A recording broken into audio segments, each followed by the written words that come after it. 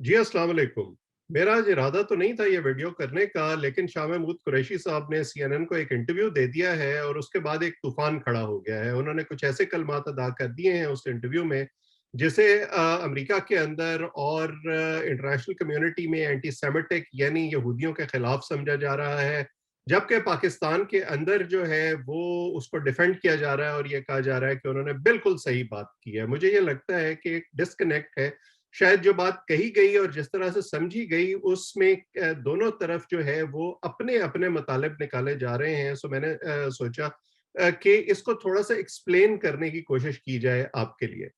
पहली बात तो ये कि अगर हम उनके रिमार्क्स को फेस वैल्यू पर लें कि अमेरिकी मीडिया या वेस्टर्न मीडिया जो है उसकी कवरेज पैलेस्टाइन इसराइल कॉन्फ्लिक्ट की स्क्यूड है, यानी उसमें फ़लस्तीनियों की रिप्रेजेंटेशन या उनके मसाइल की निशानदही उस तरह से नहीं होती, और इसराइल का जो नैरेटिव है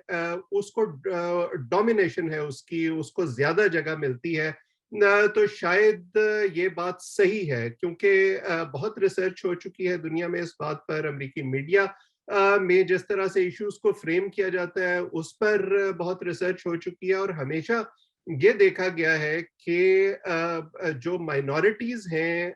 उनका जो व्यू पॉइंट है वो मार्जिनलाइज होता है। इवन जो स्याफाम बाशिंदे हैं अमेरिका के अंदर, उनके जो मसाइल हैं, जो ग्रीवांसेस हैं, उनको भी मिनिमाइज किया जाता है। अमेरिकी फिल्मों के अंदर जो माइनॉरिटीज है उनकी रिप्रेजेंटेशन डिस्टॉर्टेड है। और इसी तरह से जो फलस्तीन और इसराइल का मामला है, जिसमें फलस्तीनी जो हैं वो इतने अरसे से इसराइल के मजालिम सह रहे हैं और उनकी जमीन पर इसराइल ने कब्जा किया हुआ है, उनको उनके हकूक नहीं मिल रहे, उसकी भी रिप्रेजेंटेशन जो है वो बराबर नहीं है। सो यहाँ तक तो शाह महमूद कुरैशी साहब की बात बिल्कुल सही थी। बायस मीडिया में मौजूद है, ये एक हकीकत है और ये रिसर्च से साबित है।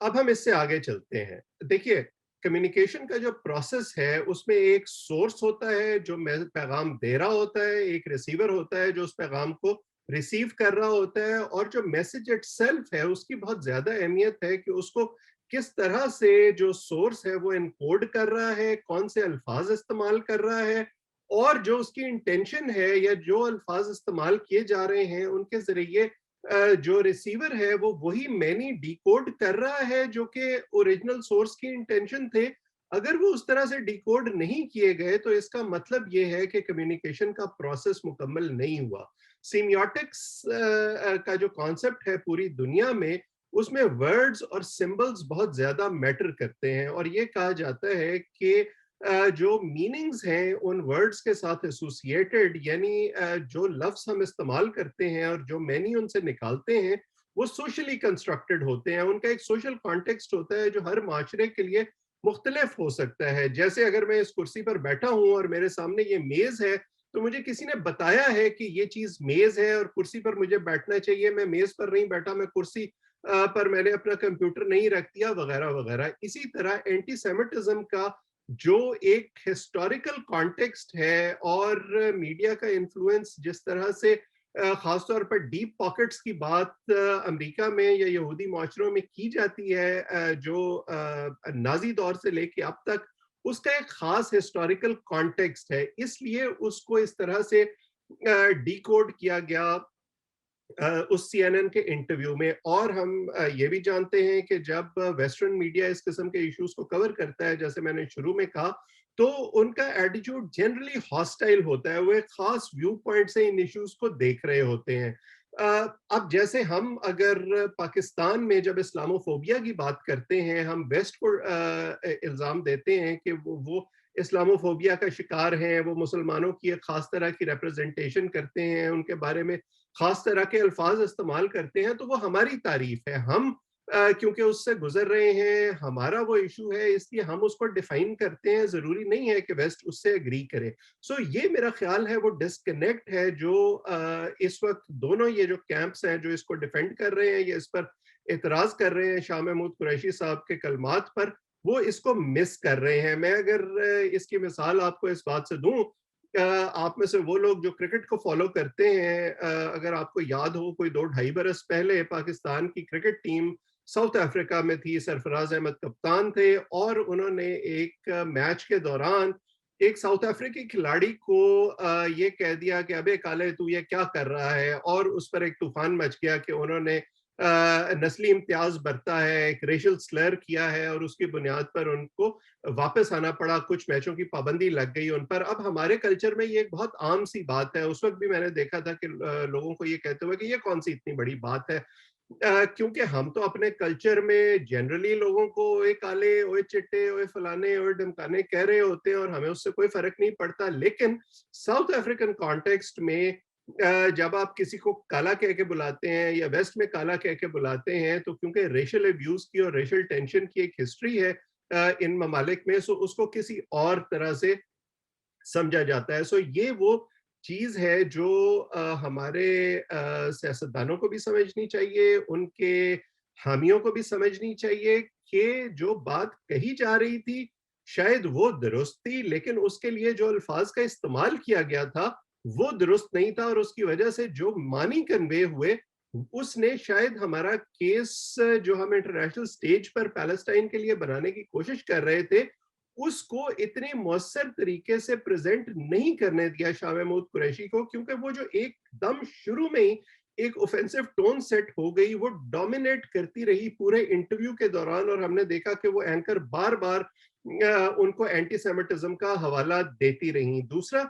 जो शाह महमूद कुरैशी साहब को बात समझनी चाहिए थी वो ये थी कि वो पाकिस्तान में किसी पाकिस्तानी मीडिया से गुफ्तगू नहीं कर रहे थे। जहां उनको कोई सवाल पसंद ना आए तो वो और उनकी पार्टी फौरन ये इल्जाम लगा देती है कि आपने तो लिफाफा लिया हुआ है और आप तो किसी के एजेंडा पर काम कर रहे हैं, इसलिए आपकी बात दुरुस्त नहीं है। आप एक इंटरनेशनल स्टेज पर एक केस प्रेजेंट करने की कोशिश कर रहे थे, आप पाकिस्तान के फॉरेन मिनिस्टर थे,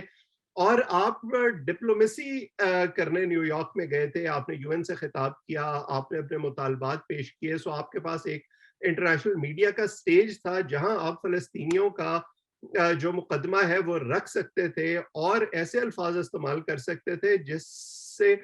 फलस्तीनियों के हक में मजीद एक तरह से एम्पथी पैदा होती। आपने जो है शायद अपनी लाइल्मी की बिना पर या अपनी एरोगेंस की बुनियाद पर एक ऐसे रॉन्ग फुट पर आगाज किया जिससे वो सारा केस शायद थोड़ा सा जॉपर्डाइज हो गया, और सारा फोकस जो है वो अनफॉर्चुनेटली उन अल्फाज पर और उन कलमात पर चला गया, और जो केस आप बिल्ड करने की कोशिश कर रहे थे वो कहीं पीछे रह गया।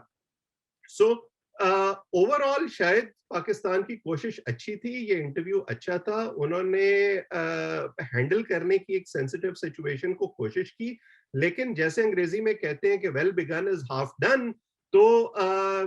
जो है इनकरेक्टली बिगन जो है वो भी शायद अनडन हो जाता है। सो जैसे मैंने कहा कि वो माहौल जो था वो शुरू में तलख हो गया। आप जब आपके घर में कोई मेहमान आता है या आप किसी के घर जाते हैं तो फौरन ही आप किसी ऑफेंसिव रिमार्क से शुरू नहीं करते जो आपके मेजबान को ट्रिगर कर दे, और उसके बाद जो है वो पूरे जितना टाइम आप वहां पर मौजूद रहे एक बदमज़गी की फजा रहे, जैसा कि हमें इस इंटरव्यू में देखने में आया। और इसके बाद जो हेडलाइंस बनी वो भी शाह महमूद कुरैशी और उनके एंटी सेमेटिक सेंटिमेंट की बनी। अब आप चाहे उसको डिफेंड करते रहे, चाहे उनके हामी जो है वो पाकिस्तान में उनके हक में ट्रेंड चलाते रहे, लेकिन उसका इंटरनेशनल स्टेज पर कोई फायदा नहीं होने वाला। मैं ये समझता हूँ कि he had a good opportunity, he tried to salvage himself after that first remark, लेकिन इस अपॉर्चुनिटी को बेहतर तरीके से इस्तेमाल किया जा सकता था। शायद कहीं ना कहीं शाह महमूद कुरैशी साहब ने उस अपॉर्चुनिटी को लूज किया है। मुझे उम्मीद ये है कि वो और उनके हामी जो हैं, उनकी जमात जो है वो इससे सीखेगी कि हर बात का एक मौका महल होता है, उसको उसी मौके पर इस्तेमाल करना चाहिए, किसी को ऑफेंड करने की कोशिश नहीं करनी चाहिए, खास तौर पर ऐसे मौके पर जहां आपको इंटरनेशनल मीडिया की जरूरत है अपना केस प्रोजेक्ट करने के लिए। वहां पे आपको उनको अपना दुश्मन प्रोजेक्ट करने के बजाय अपना दोस्त बनाना चाहिए था, अपना केस उनके सामने रखना चाहिए था। और ये जो डिस्कनेक्ट मैंने कहा कि पाकिस्तान और वेस्ट में है एंटीसेमिटिज्म के हवाले से, उसके लिए जो वर्ड्स यूज किए जाते हैं या जो सिंबल्स यूज किए जाते हैं या इस्लामोफोबिया के हवाले से, इस बात को हर एक को समझने की जरूरत है। मुझे उम्मीद है कि मैं आपको समझा पाया हूँगा। اسی طرح کی کوششیں میں اس چینل کے تھرو کرتا رہتا ہوں، آئندہ بھی کرتا رہوں گا۔ امید ہے کہ آپ کو یہ بات سمجھ میں بھی آ گئی ہوگی اور پسند بھی آ گئی ہوگی۔ اگر آپ چاہیں تو اس چینل کو سبسکرائب کریں تاکہ میں آئندہ بھی اس قسم کے ایشوز پر آپ سے گفتگو کرتا رہوں۔ آپ کا بہت شکریہ۔